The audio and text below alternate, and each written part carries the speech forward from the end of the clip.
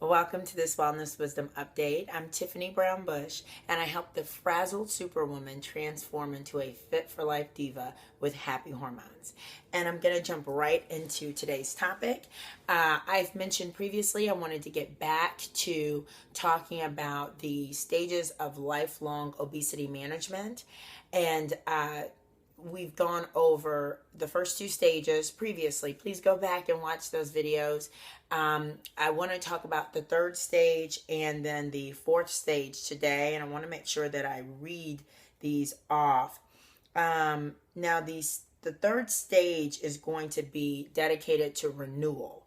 Okay, so once you've gone through the weight loss phases and you feel like yourself monitoring and you're accountable to you, you're going to go through the renewal phase. And I see this nowadays with the FRL Challenge, the nutrition program and healing program that I run, where people have gone away, lost weight, and need to come back and re-anchor, renew, revisit the principles, have more accountability, those types of things. Renewal is about going back to what worked for you and checking in and touching bases, okay? So the renewal step is a big one in the lifelong stages. That means, yes, you can lose the weight, but you don't need to get far away from what made you successful. If you're doing a 12-step program for eating disorders, you're going to, for real, stay connected to the process that kept you successful. You want to make sure you don't get too far away. And I think sometimes we can get a little cocky, for lack of a better way to put it, and think that we've got it figured out, and we get too far away from the process, and we don't rein ourselves in when we're stuck or regaining. Okay, stage 4 is where things are more of a maintenance mode, where you've stabilized. And that stage 4 is stabilizing, maintaining your weight loss. And people find that their healthy behaviors have become automatic. They can devote their energy to additional personal growth and new challenges. Clients will start focusing more on spirituality. They'll maybe start going into therapy that's less related to the eating disorder or the weight loss challenges. And we'll start shifting into relationships with family members deeper, and communication skills, those kinds of things. And these are called progressionals, and they'll go to finding new hobbies and different things. Maybe they become a runner or a cyclist or compete even. I've seen all kinds of things, or just maybe a very normal, reasonable hobby. Okay, so what I want to speak to is this idea of stabilizing. What does maintenance look like?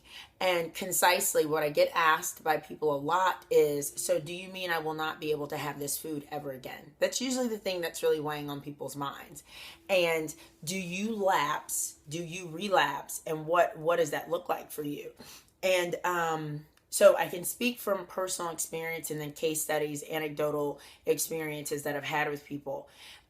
You're going to box out certain foods, and clients that work with me in therapy or coaching know that there are box out foods. There are foods that are your gateway drug. They're your weed. Okay. So, you can't have that food. Some people it's pizza. Some people it's chocolate. Some people it's cookies. I don't know.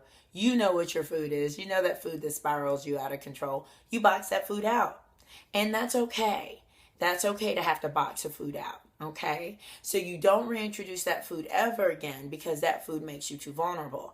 And if there's a little voice in your back of your head saying, oh no, she didn't just say that, then that means that there is an addictive food for you, and it's fighting back, and you need to really pay attention to that food. If I were to ever tell somebody they couldn't have broccoli for the rest of their life, they wouldn't argue with me. You know what I mean? Because that's not an addictive food usually. So if there's a food where you're like, there's no way I'm not ever having ice cream again, or whatever it is, you really want to look at that. Okay? All right. So then lapsing and relapsing. Yes, you're going to lapse during maintenance. Yes, you're going to lapse during stabilization. That means you encounter a food or a situation you did not prepare for, and it gets the best of you. Now, if you were a client coming to me for drug abuse, and that was heroin, we'd have a problem. But because you have to reintegrate food, I have to work with people around this issue. Now, the important piece of lapsing is, and I'm going to be unedited about this, there's a difference between the person who has a struggle with lifelong obesity and the person who does not, in the way that they view a lapse. I find that people with problems with obesity are very quick to rationalize the behavior. It's not a big deal. It's okay. The important thing is picking yourself up again and moving forward. Okay, all right. Whereas I find that people who have more control over their eating habits don't rationalize. Well, shoot, how did that happen? How did I get in that situation?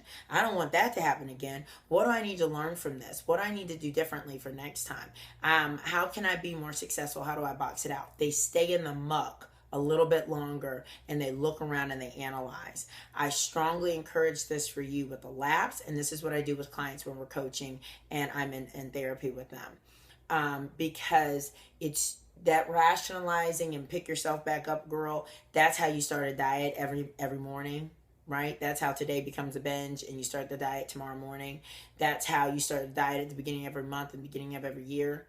And there's a point where you can't just keep rationalizing.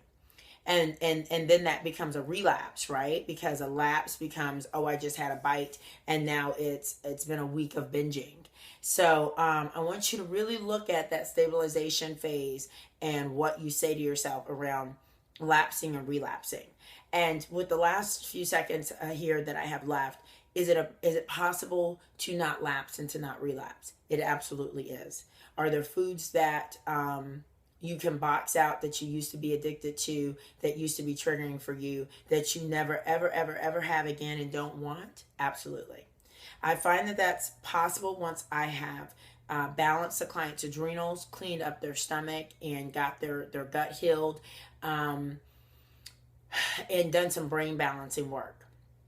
Once I get to that point, I do get complete, complete clearance of the addictive behavior and the relapsing. I absolutely have seen that, and I've experienced this personally myself. And it's amazing to be able to get to that place where food does not have control over you. So people will say, do I struggle? Do I lapse? There are things I have not had in years to eat. I've not had them, and I won't have them because I don't. It's just like me going and using a drug. I'm not going to go do that. I can tell you I'm not going to eat a particular food. And I think that's important for the person who struggled with obesity and food dependency to be able to believe that and to think that. Okay, I hope you enjoyed this one. I hope it was helpful. I had to cover 2 stages really quickly, so I tried to do my best. And please share this video. Someone could benefit from it. Please like it. Please comment on it.